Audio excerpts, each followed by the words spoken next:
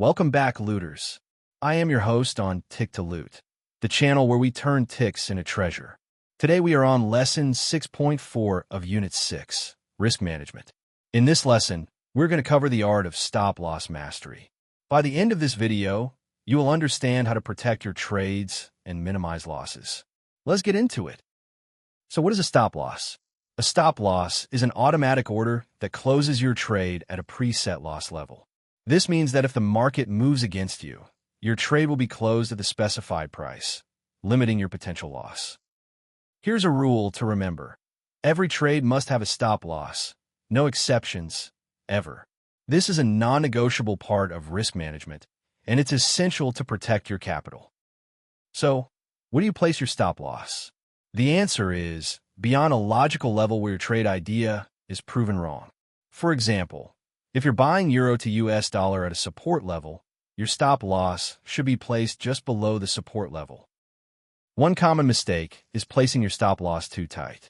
This can result in your trade being stopped out by normal price noise, rather than a genuine change in market direction. Another common mistake is placing your stop-loss too wide. This can result in you risking too much per trade, which can be detrimental to your overall trading performance.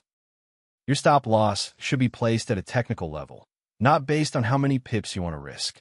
Technical levels are areas where the market has previously shown support or resistance, and they can be used to inform your stop-loss placement. Here's another cardinal rule.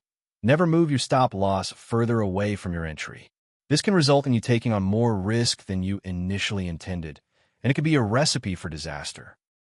However, once you're in profit, you can move your stop-loss to break even. This protects your capital while allowing your trade to run and potentially generate more profit. To recap, every trade must have a stop-loss, and it should be placed at a technical level.